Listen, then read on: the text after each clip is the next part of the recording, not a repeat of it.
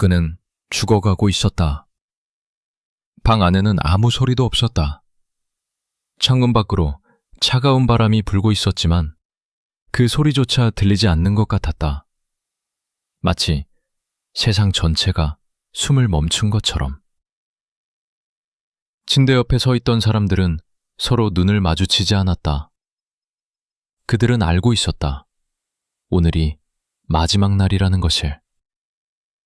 그리고 그도 알고 있었다. 이희성은 눈을 떴다. 그의 눈빛은 놀라울 정도로 맑았다. 수십 년을 살아온 사람의 눈이라고는 믿기 어려울 만큼 고통으로 흐릿해져야 할 눈이 오히려 그 어느 때보다 선명하게 빛나고 있었다. 곁에 있던 한 사람이 나중에 이렇게 말했다. 그분의 눈을 보는 순간 저는 직감했어요. 오늘 무언가가 달라질 거라고. 무언가 중요한 일이 일어날 거라고. 그리고 그 직감은 틀리지 않았다. 이희성이 입을 열었다. 목소리는 작았다. 하지만 그 방에 있던 모든 사람이 들었다. 한마디도 놓치지 않고. 그가 말을 마쳤을 때 방 안에는 다시 침묵이 찾아왔다. 하지만 이번 침묵은 달랐다. 아까의 침묵이 기다림의 침묵이었다면 지금의 침묵은 충격의 침묵이었다. 누군가는 손으로 입을 막았다. 누군가는 그 자리에서 굳어버렸다. 그리고 아무도, 단 한 명도 그 말에 대답하지 못했다. 왜 그들은 말을 잃었을까? 그것을 이해하려면 우리는 처음부터 시작해야 한다. 이희성이 누구였는지, 그가 어떤 삶을 살았는지, 그리고 그가 평생 동안 무엇을 가슴속 깊이 묻어두고 살았는지. 왜냐하면 그의 마지막 말은 단순한 고백이 아니었기 때문이다. 그것은 선언이었다.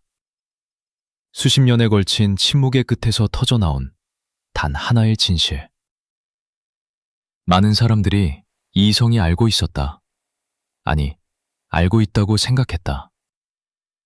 그의 이름은 어렵지 않게 찾을 수 있었다. 그는 존경받는 사람이었다. 그의 주변에는 늘 사람들이 있었고 그를 믿는 사람들이 있었으며 그의 말 한마디에 귀를 기울이는 사람들이 있었다. 그 어떤 스캔들도 그의 이름 옆에 붙지 않았다. 그 어떤 의혹도 그를 흔들지 못했다. 하지만 지금 이 영상을 보는 여러분은 이미 느끼고 있을 것이다. 너무 깨끗한 것은 때로 가장 더러운 것을 숨기고 있다는 사실을. 그의 마지막 말이 공개된 날, 인터넷은 단 몇 시간 만에 폭발했다. 사람들은 그 내용을 공유하면서 아무 말도 덧붙이지 않았다. 댓글은 짧았다. 말이 안 된다. 이게 사실이라면 어떻게 이런 일이? 그리고 수많은 사람들이 그냥 침묵했다. 왜냐하면 말로 표현할 수 있는 감정이 아니었기 때문이다. 오늘 우리는 그 침묵의 이유를 파헤칠 것이다. 이희성이 죽기 전 마지막으로 한 말, 그 말이 만들어지기까지의 모든 과정, 그리고 그 말이 우리 모두에게 던지는 질문. 끝까지 함께해 주시기 바란다. 이 이야기는 당신이 생각하는 것보다 훨씬 더 깊은 곳에 뿌리를 두고 있으니까. 사람은 죽을 때 비로소 자유로워진다고 한다. 평생 동안 지켜온 것들, 두려워했던 것들, 잃을까봐 떨었던 것들, 그 모든 것이 더 이상 의미를 갖지 않게 되는 순간. 그 순간에 사람은 진짜 자신의 목소리로 말할 수 있게 된다. 이희성도 그랬을 것이다. 아니, 분명히 그랬다. 그를 가까이에서 알았던 사람들은 하나같이 같은 말을 한다. 그분은 늘 무언가를 참고 있는 사람처럼 보였어요. 억압된 것이 있는 사람 특유의 분위기, 말을 고르는 방식, 특정 주제가 나왔을 때 미묘하게 굳어지는 표정. 그것을 눈치챈 사람은 많지 않았다.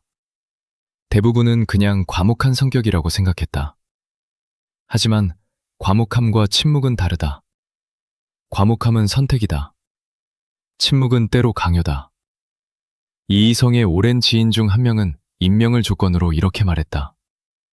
그분이 한 번은 저한테 이런 말을 했어요. 사람이 진실을 말하지 못하는 이유는 두 가지야. 두려워서, 아니면 지켜야 할 것이 있어서. 그때는 그냥 철학적인 말인 줄 알았어요. 근데 지금 생각해보면 그건 자기 이야기였던 거예요. 그렇다. 그것은 자기 이야기였다. 이성은 무언가를 지키고 있었다. 오랫동안. 너무나 오랫동안. 그것이 무엇이었는지는 이 영상의 후반부에서 밝혀질 것이다. 하지만 지금 중요한 것은 이것이다. 그 무언가가 그의 삶 전체를 규정하고 있었다는 사실. 그가 내리는 모든 결정, 그가 맺는 모든 관계, 그가 보내는 모든 하루가 그 침묵을 중심으로 돌아가고 있었다는 사실. 그런 사람이 마지막 순간에 입을 연다는 것은 무엇을 의미하는가? 그것은 포기가 아니다. 그것은 해방이다. 그리고 동시에 고발이다. 이희성의 마지막 말을 직접 들은 사람 중 한 명은 이후 오랫동안 정신과 상담을 받았다고 전해진다. 외상 후 스트레스 반응이었다. 단순한 임종의 말을 듣고 그런 반응이 나올 수 있을까? 평범한 작별 인사였다면? 아니다.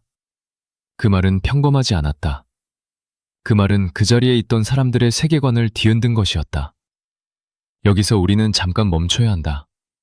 우리가 알고 있다고 생각하는 것들에 대해, 우리가 믿어왔던 이야기들에 대해, 이희성의 이름이 등장하는 수많은 맥락들에 대해 그것들이 모두 사실이었을까? 아니면 그중 일부는, 어쩌면 상당 부분은 누군가가 원하는 방향으로 만들어진 이야기였을까? 역사는 승자가 쓴다는 말이 있다. 하지만 때로는 침대 위에서 죽어가는 한 사람이 그 역사를 다시 쓴다. 이희성은 마지막 순간 승자의 역사에 균열을 냈다. 그리고 그 균열은 지금도 계속 커지고 있다. 이 영상이 존재한다는 사실 자체가 그 균열의 증거다. 계속 들어달라. 진짜 이야기는 지금부터다. 이희성이 태어난 것은 세상이 아직 많은 것을 결정하지 못했던 시절이었다. 혼란과 가능성이 공존하던 시대. 무엇이든 될 수 있었고 동시에 무엇도 보장되지 않던 시대. 그 시절을 살아낸 사람들은 하나의 공통된 특징을 갖는다. 절대 쉽게 무너지지 않는다는 것. 그리고 절대 쉽게 드러내지 않는다는 것. 이희성은 그런 시대가 만들어낸 사람이었다. 어린 시절 그를 알았던 사람들의 기억 속에서 그는 늘 조용했다. 눈에 띄게 조용한 것이 아니라 필요한 말만 하는 사람. 쓸데없는 말을 하지 않는 사람.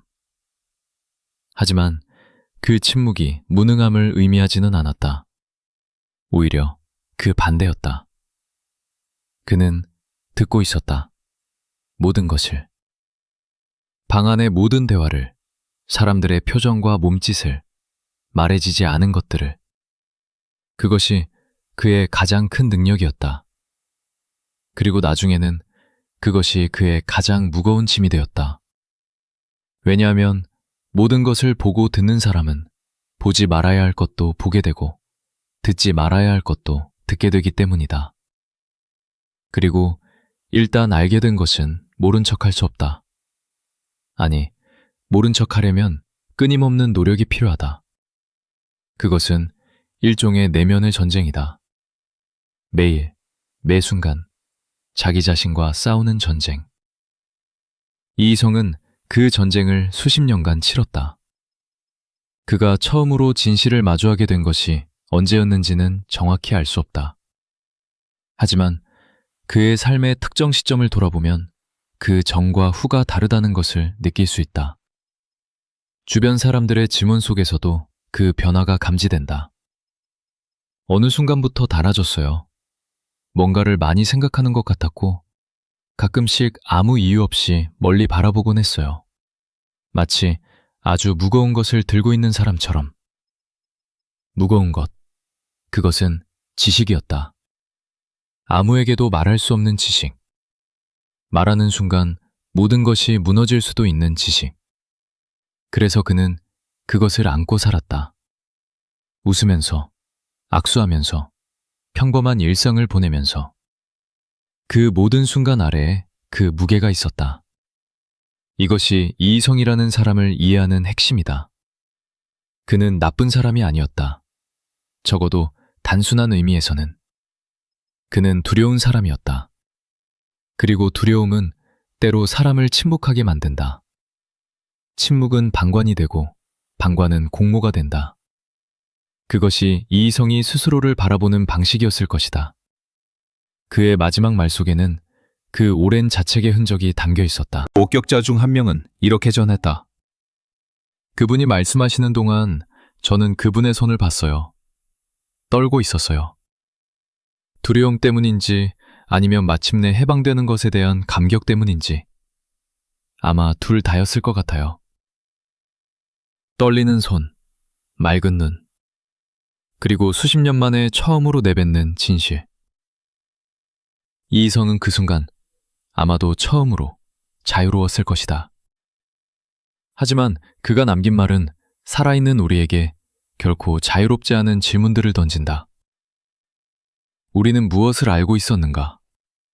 우리는 무엇을 모른 척했는가? 그리고 우리는 지금 이 진실 앞에서 무엇을 할 것인가? 다음 장에서는 그 질문의 답을 찾기 위해 이희성의 삶 속으로 더 깊이 들어갈 것이다. 준비가 되었다면 계속하자. 사람들은 그를 볼 때마다 같은 말을 했다. 이희성 씨는 정말 한결같아요. 한결같다는 말.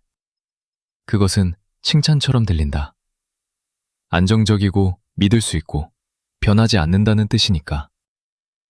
하지만 가끔 그 말은 다른 의미를 품고 있다. 한결같다는 것은 때로 아무것도 드러내지 않는다는 뜻이기도 하다. 이희성은 자신의 감정을 표현하는 법을 몰랐다. 아니, 정확히는 표현하지 않는 법을 너무 잘 알고 있었다. 그것은 오랜 훈련의 결과였다.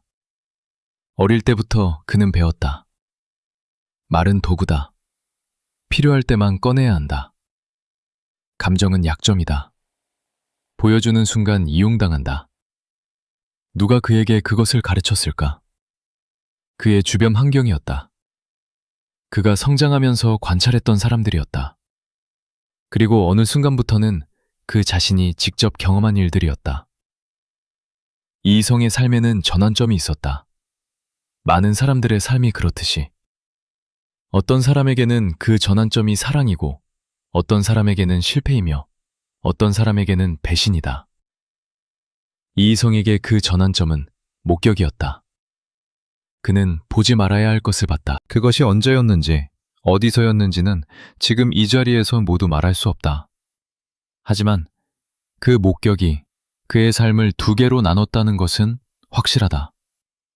그 전의 이희성과 그 후의 이희성. 전자는 아직 가능성을 믿는 사람이었다. 후자는 그 가능성이 얼마나 쉽게 짓밟힐 수 있는지를 아는 사람이었다. 그와 함께 일했던 한 동료는 오랜 시간이 지난 후 이렇게 회상했다. 제가 처음 그분을 만났을 때 그분은 이미 많은 것을 알고 있는 사람 같았어요. 제가 질문을 하면 대답하기 전에 항상 잠깐 멈추셨어요. 딱 1초, 2초 정도. 근데 그 짧은 시간 동안 그분의 눈에서 뭔가가 지나가는 게 보였어요. 마치 이걸 말해도 되나, 말하지 말아야 하나를 순식간에 계산하는 것처럼. 저는 그게 처음엔 신중한 성격 때문이라고 생각했어요. 근데 나중에 알게 됐어요. 그분은 늘 무언가를 숨기고 있었던 거예요. 숨긴다는 것은 에너지가 필요한 일이다. 매일 아침 눈을 뜨고 사람들을 만나고 대화하고 웃고 악수하는 모든 순간에 그 숨김을 유지해야 한다. 한순간이라도 방심하면 균열이 생긴다. 표정이 굳거나 말이 늦어지거나 눈빛이 흔들리거나. 그래서 이런 사람들은 항상 긴장 상태를 유지한다. 겉으로는 평온하게 보이면서 안으로는 끊임없이 경계하면서. 이희성은 그것을 수십 년간 해냈다. 그것 자체가 하나의 능력이라면 능력이었다. 하지만 그 능력은 대가를 요구했다. 그것은 그의 몸이었다. 그것은 그의 관계였다. 그리고 결국 그것은 그의 시간이었다. 주변 사람들은 그가 왜 그렇게 혼자인 것을 좋아하는지 의아해했다. 사교적인 자리에서도 늘 한 발 물러서 있었고 깊은 대화를 피하는 것처럼 보였으며 아무리 가까운 사람이라도 일정한 거리를 유지했다. 당시 그것은 단순한 내향적 성격으로 읽혔다. 하지만 그것은 성격이 아니었다. 전략이었다. 가까워지면 들킨다. 들키면 말해야 한다. 말하면 모든 것이 무너진다. 그러니 가까워지지 않는다. 이것이 이희성이 선택한 생존 방식이었다. 그리고 그 선택은 그를 안전하게 지켜줬다. 아주 오랫동안. 하지만 인간은 기계가 아니다. 아무리 굳게 다짐해도, 아무리 단단하게 벽을 쌓아도 어느 순간 균열이 생긴다. 이희성에게도 그런 순간들이 있었다.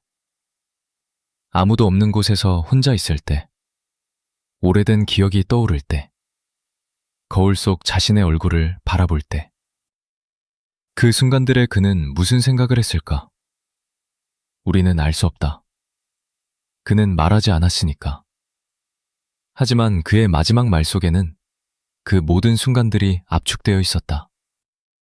수십 년의 침묵이 단 몇 문장으로 쏟아져 나왔을 때, 그 말을 들은 사람들이 충격을 받은 것은 내용 때문만이 아니었다. 그 말에 담긴 무게 때문이었다. 한 사람이 평생 동안 혼자 짊어지고 살았던 것의 무게. 그것은 듣는 것만으로도 숨이 막힐 만큼 무거웠다. 진실을 알고 있으면서 침묵하는 사람들이 있다. 우리는 그들을 쉽게 판단한다. 왜 말하지 않았느냐고, 왜 나서지 않았느냐고. 하지만 그 판단을 내리기 전에 우리는 한 가지를 먼저 생각해야 한다. 그들이 무엇을 걸어야 했는지를. 이희성이 알게 된 것은 단순한 비밀이 아니었다. 그것은 구조였다. 오랫동안, 아주 오랫동안 만들어진 구조. 여러 사람이 얽혀 있고 여러 이익이 연결되어 있으며 그 구조를 건드리는 순간 가장 먼저 피해를 입는 것은 고발자 자신인 구조. 이런 구조 앞에서 침묵을 선택하는 것은 비겁함이 아닐 수도 있다. 그것은 생존 본능이다. 하지만 생존 본능이 옳다는 의미는 아니다. 이희성은 그것을 알고 있었다. 그의 침묵이 무엇을 가능하게 했는지를. 그가 입을 닫고 있는 동안 어떤 일들이 계속될 수 있었는지를. 그리고 그 사실이 그를 갉아먹고 있었다. 천천히, 하지만 확실하게. 그와 10년 넘게 가까이 지냈던 한 인물은 이렇게 전했다. 어느 해 연말이었어요. 우리가 조용히 둘이 앉아 있었는데 갑자기 그분이 이런 말을 했어요. 나는 내 삶이 내 것인지 모르겠어.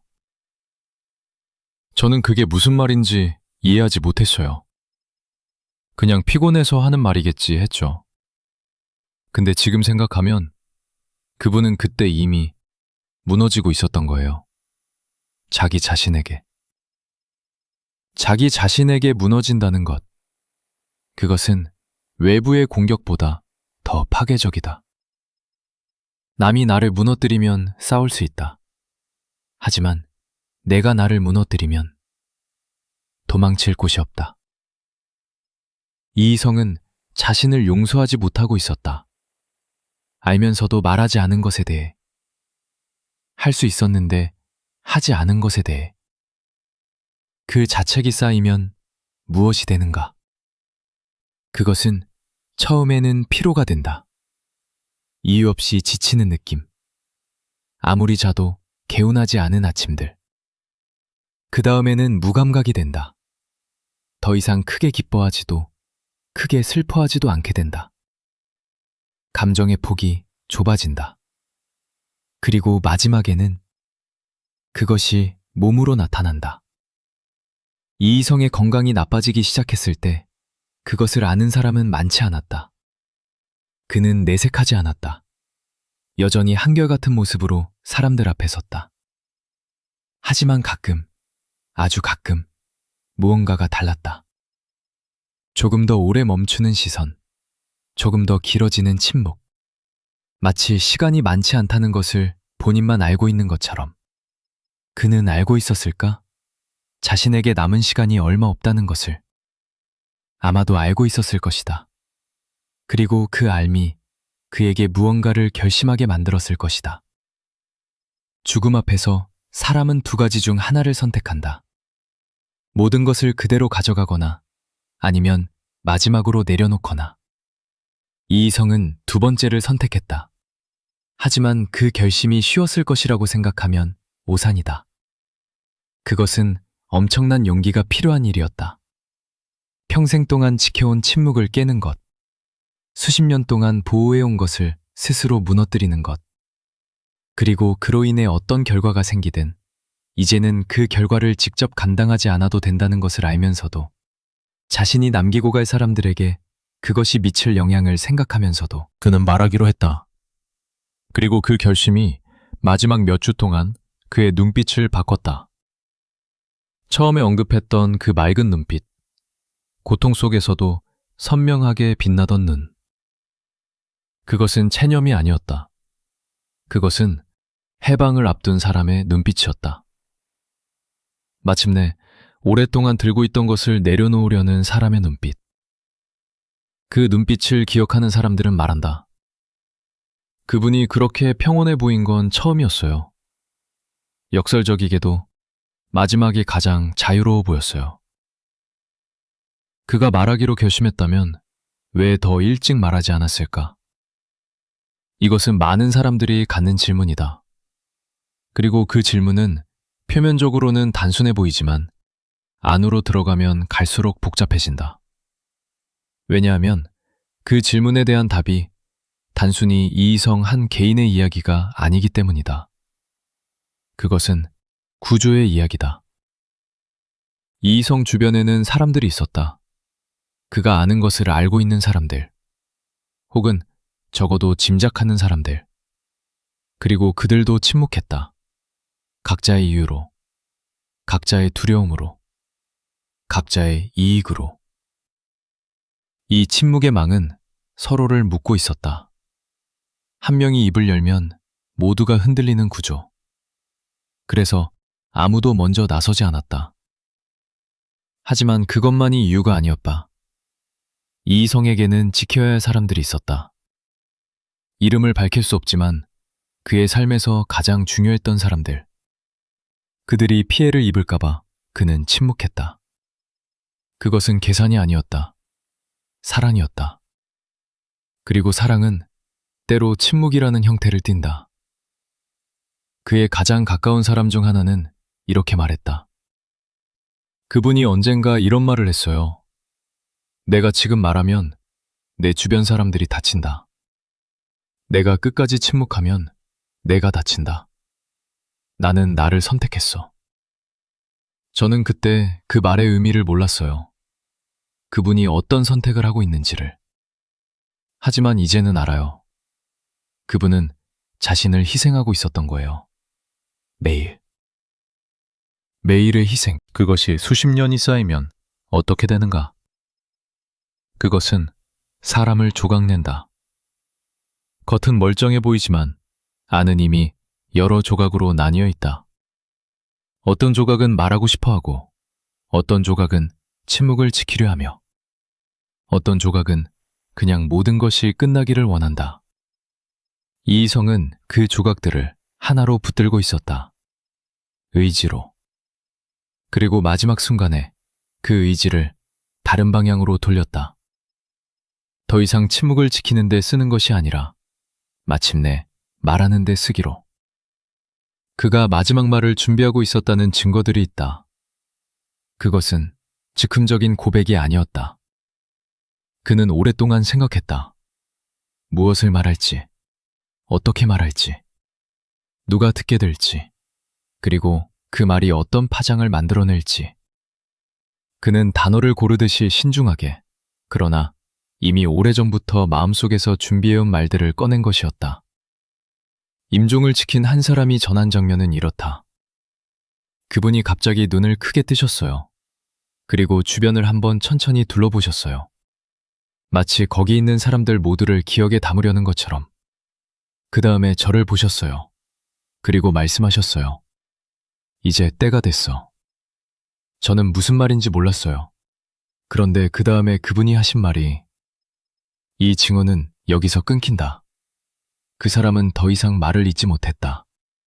인터뷰 도중 오랜 침묵이 흘렀다. 녹음 파일에는 그 침묵이 그대로 남아있다. 1분 7초. 그 침묵 속에서 그 사람은 눈을 감고 있었다. 기억을 되살리는 건지 아니면 그 기억으로부터 잠시 도망치는 건지 알 수 없었다. 그리고 나서 그는 딱 한마디를 했다. 그 말을 들은 이후로 저는 세상이 달라 보여요. 세상이 달라 보인다. 그것은 과장이 아니다. 이희성의 마지막 말이 담고 있는 것은 단순한 개인의 고백을 넘어선다. 그것은 우리가 알고 있다고 생각했던 것들에 대한 근본적인 질문을 던진다. 우리가 보아온 것이 전부였을까? 우리가 들어온 이야기가 진실이었을까? 그리고 만약 아니라면 우리는 그 사실을 어떻게 받아들여야 하는가? 이희성은 죽어가면서 살아있는 우리에게 숙제를 남겼다. 그 숙제의 내용이 다음 장에서 밝혀지기 시작할 것이다. 하지만 그 전에 우리는 한 가지를 인정해야 한다. 우리도 모른 척한 것들이 있다는 것을, 보면서 눈을 감은 것들이 있다는 것을. 이희성의 이야기가 우리와 무관하지 않은 이유는 그 침묵의 구조 안에 우리도 어떤 방식으로든 연결되어 있기 때문이다. 그를 판단하기 전에 우리 자신을 먼저 돌아보자. 그것이 이희성이 마지막으로 원했던 것이었는지도 모른다. 어떤 진실은 말해주기 전까지 존재하지 않는 것처럼 보인다. 사람들은 그것을 느끼면서도 이름을 붙이지 않는다. 윤곽은 보이지만 직접 바라보지 않는다. 마치 강한 햇빛을 정면으로 음시하지 못하듯이. 이희성이 품고 있던 진실이 바로 그런 것이었다. 모두가 어렴풋이 알고 있었지만 아무도 소리내어 말하지 않았던 것. 그런데 그것에는 이유가 있었다. 말하는 순간 더 이상 모른 척할 수 없게 되기 때문이다. 그리고 알게 된 이상 행동해야 한다는 압박이 생긴다. 행동은 위험하다. 그래서 사람들은 차라리 모르기를 선택한다. 집단적으로, 암묵적으로. 이희성의 주변이 정확히 그랬다. 그를 둘러싼 사람들은 각자 자신의 위치를 지키고 있었다. 어떤 사람은 위쪽에서, 어떤 사람은 아래쪽에서. 하지만 그 위치들은 모두 같은 구조 위에 세워져 있었다. 그 구조가 흔들리면 모두가 흔들렸다. 그래서 그 구조를 건드리는 것은 금기였다. 말해지지 않은 금기. 하지만 누구나 아는 금기. 이희성은 그 금기의 한가운데에 있었다. 그는 단순한 목격자가 아니었다. 그것이 이 이야기의 핵심이다. 그는 목격자인 동시에 그 구조의 일부였다. 자신이 원해서가 아니라 어느 순간 이미 그 안에 들어와 있었기 때문에. 그리고 한번 들어온 구조에서 빠져나오는 것은 처음부터 들어가지 않는 것보다 100배는 어렵다. 그가 처음으로 그 구조의 실체를 직접 목격한 것은 예상치 못한 순간이었다. 그것은 거창한 장면이 아니었다. 드라마틱한 폭로나 극적인 사건이 아니었다. 오히려 너무 평범한 순간이었기 때문에 처음에는 그것이 얼마나 중요한 것인지조차 몰랐다. 하지만 시간이 지나면서 그 평범한 순간이 모든 것의 열쇠라는 것을 알게 됐다. 그 순간을 직접 재구성하는 것은 지금 이 자리에서 불가능하다. 하지만 이희성이 남긴 흔적들, 그의 행동 변화, 그를 아는 사람들의 증언을 조각조각 맞춰보면 윤곽이 드러난다. 그는 보았다. 그것이 어떻게 작동하는지를. 누가 결정하고, 누가 집행하고, 누가 침묵하고, 누가 사라지는지를. 그 과정이 얼마나 정교하고 얼마나 오래됐으며 얼마나 많은 사람들이 그것을 알면서도 계속 그 안에서 자신의 역할을 수행하고 있는지를. 그리고 그는 자신도 그 역할 중 하나를 맡고 있다는 것을 깨달았다. 그 깨달음이 그를 무너뜨렸다. 한 번에 완전히 무너진 것이 아니라 아주 천천히, 마치 오래된 건물이 눈에 보이지 않는 균열에서부터 서서히 허물어지듯이. 그는 겉으로는 멀쩡했다. 하지만 안에서는 이미 무너짐이 시작되고 있었다. 그 무너짐이 가속화된 계기가 있었다. 그것은 사람이었다. 이희성이 아끼던 사람. 그 구조와 무관하게, 순수하게 가까웠던 사람. 그 사람이 그 구조로 인해 피해를 입었을 때 이희성은 처음으로 행동해야 한다는 충동을 느꼈다. 하지만 그때도 그는 움직이지 않았다. 두려움이 충동보다 컸다. 그 선택이 그에게 가장 큰 상처로 남았다. 마지막 말을 들은 사람들이 충격을 받은 이유 중 하나가 바로 이것이었다. 이희성은 자신이 아끼는 사람이 다치는 것을 보면서도 침묵했다는 사실을 스스로 인정했다. 자책이 아니라 고백으로, 변명 없이. 그리고 그 고백은 듣는 모든 사람의 가슴을 찌르는 것이었다. 왜냐하면 우리도 그런 선택을 한 적이 있기 때문이다. 크든 작든 우리도 지켜봤다. 우리도 침묵했다. 이희성의 고백은 그래서 보편적인 고통을 건드린다. 그것이 사람들이 말을 잃은 이유 중 하나였다. 이제 우리는 그 구조의 이름을 말해야 한다. 이희성이 평생 침묵으로 지켜온 것. 그가 마지막 순간에 마침내 폭로한 것. 수십 년 동안 표면 아래에서 작동해온 것. 그것은 단순히 한 사람의 비리가 아니었다. 그것은 시스템이었다. 개인이 아닌 집단이 만들고 개인이 아닌 집단이 유지해온 것. 그 시스템은 참여자들에게 각자의 몫을 주었다. 안전을, 이익을, 지위를. 그리고 그 대가로 요구한 것은 눈을 감는 것이었다. 이희성은 그 시스템의 내부를 알고 있었다. 그가 목격한 것들은 단편적이지 않았다. 퍼즐의 조각 몇 개가 아니라 전체 그림이었다. 누가 어떤 역할을 하고 어떤 방식으로 정보가 통제되며 불편한 사람들이 어떻게 처리되는지. 처리된다는 표현이 불편하게 들린다면 그것이 정확히 그 불편함을 느껴야 하는 이유다. 사라진 사람들이 있었다. 이 이야기에서 가장 충격적인 부분은 여기서 시작된다. 이희성의 마지막 말 속에는 이름들이 있었다. 오래전에 사라진 사람들의 이름들. 공식적으로는 다양한 이유로 설명된 사람들. 갑작스러운 이직, 건강 문제, 개인 사정.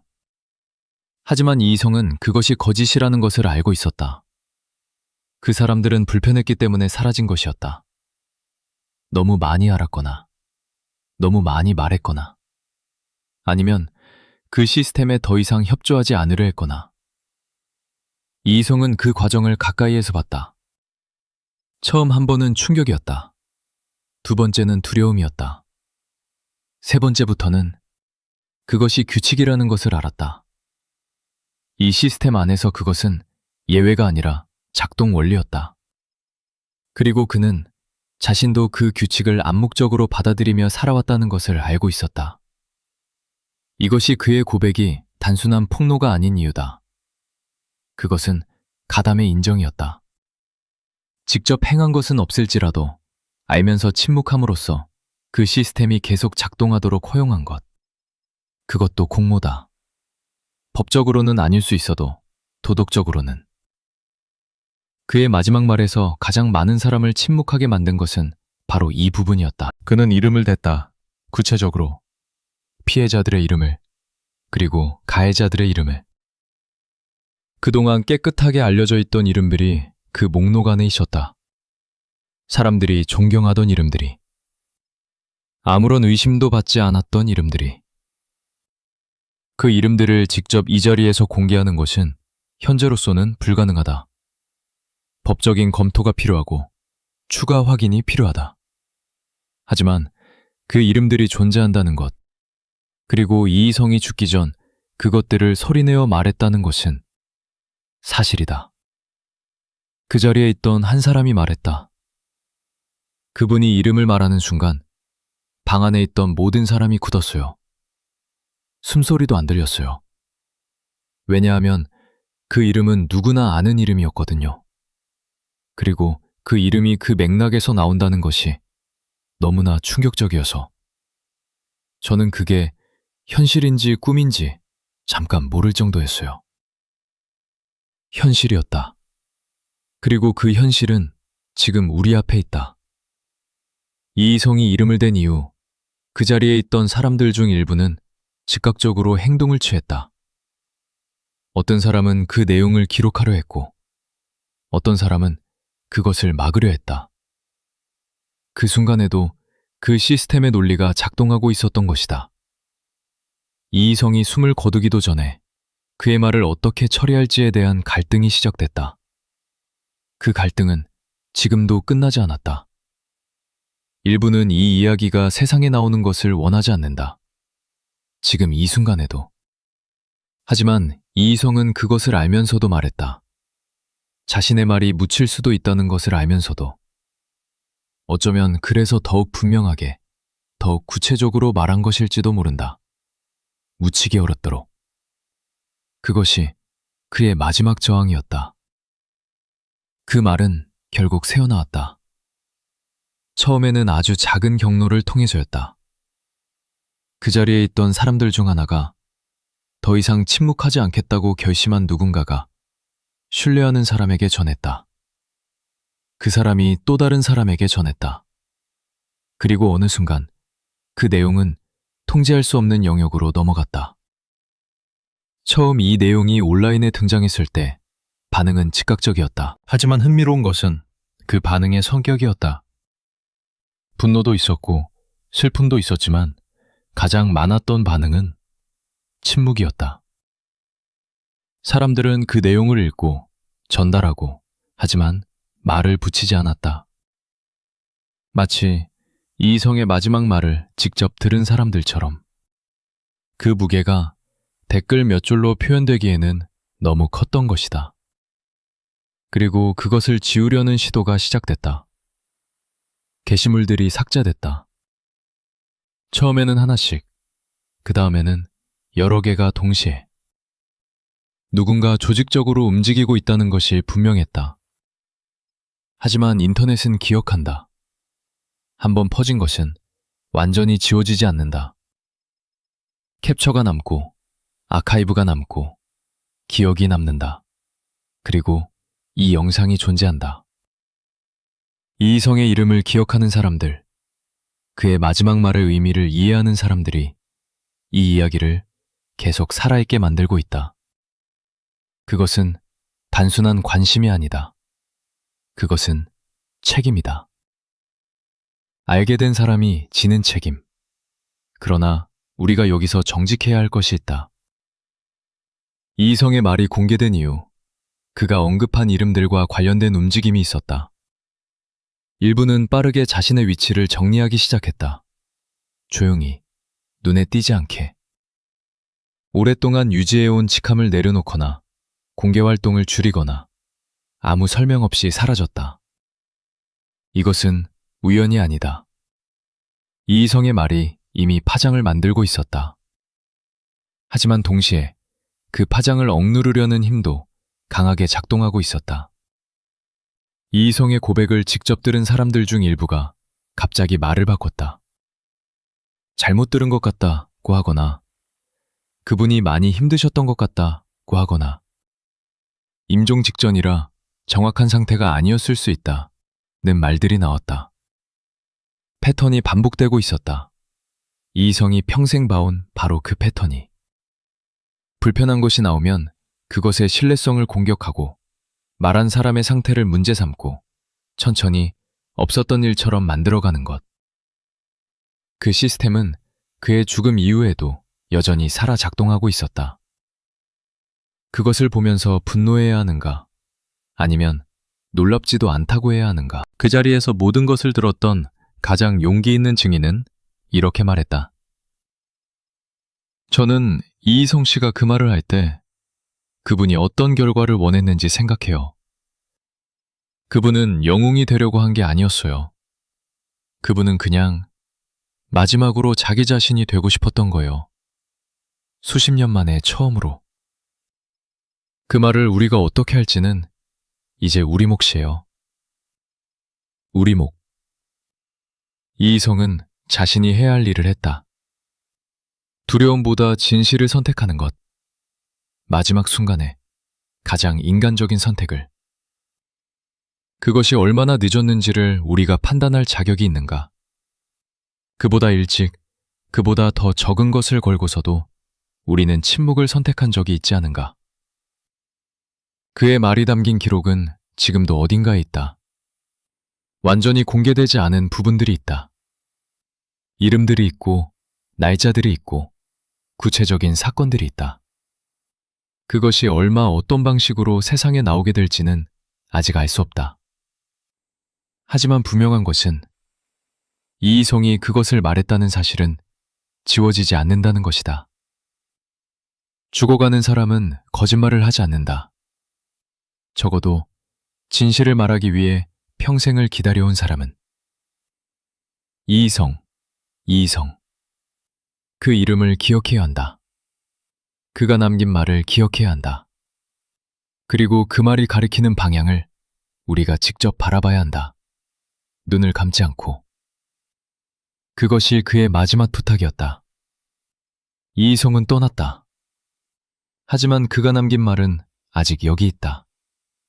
그 말은 공기 중에 떠돌지 않는다. 그것은 사람들의 기억 속에, 이 영상을 보는 당신의 마음속에 새겨져 있다. 그리고 그것은 질문을 던진다. 조용하지만 집요하게. 당신은 무엇을 알고 있는가? 그리고 그것에 대해 무엇을 하고 있는가? 이희성의 이야기가 특별한 이유는 그가 특별한 사람이어서가 아니다. 그는 우리와 같은 사람이었다. 두려워했고 계산했으며 지키고 싶은 것들이 있었고 잃고 싶지 않은 것들이 있었다. 그래서 침묵했다. 우리가 침묵하는 것과 같은 이유로. 차이가 있다면 단 하나다. 그는 마지막 순간에 침묵을 깼다. 그 선택이 세상을 바꿀지는 아직 알 수 없다. 거대한 구조는 쉽게 무너지지 않는다. 그것을 유지하려는 사람들은 여전히 강하고 조직적이며 이희성의 말을 없었던 것으로 만들려는 시도를 멈추지 않고 있다. 한 사람의 마지막 말이 그 모든 것을 단숨에 바꿀 것이라고 기대하는 것은 순진한 생각일 수 있다. 하지만 역사를 보면 안다. 모든 거대한 변화는 한 사람의 말에서 시작됐다는 것을. 침묵하던 사람이 마침내 입을 여는 그 순간에서 그 말이 처음에는 묻히는 것처럼 보여도 결국에는 살아남는다는 것을. 왜냐하면 진실은 억압될 수 있어도 소멸되지는 않기 때문이다. 이희성의 말이 지금 이 영상을 통해 더 많은 사람들에게 닿고 있다. 그것을 듣는 당신이 무엇을 느끼는지가 중요하다. 단순한 충격이나 흥미로 소비하고 넘어갈 것인지, 아니면 그 말이 자신의 삶 속에서 무엇을 의미하는지 생각해 볼 것인지. 이희성이 죽어가면서 원했던 것은 스캔들이 아니었다. 그는 반응을 원했다. 생각을 원했다. 그리고 어쩌면 다음번에는 더 일찍 말해줄 누군가를 원했던 것일지도 모른다. 우리 중 누군가는 지금 이 순간에도 이희성이 수십 년 전에 서 있던 그 자리에 서 있다. 무언가를 알고 있다. 말해야 할지 침묵해야 할지 갈등하고 있다. 잃을 것들을 계산하고 있다. 그 사람에게 이희성의 이야기가 무엇을 말해주는가? 침묵은 안전하다. 하지만 영원하지 않다. 그리고 침묵의 대가는 반드시 언젠가 어떤 방식으로든 지불된다. 이희성은 그것을 몸으로 증명했다. 그의 이름을 기억하라. 그가 마지막으로 떨리는 손으로, 맑은 눈으로 수십 년의 무게를 담아 내뱉은 그 말들을 기억하라.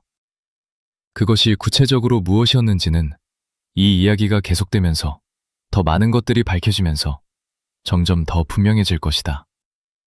오늘 당신이 이 영상을 본 것은 우연이 아닐지도 모른다. 이희성은 죽었다.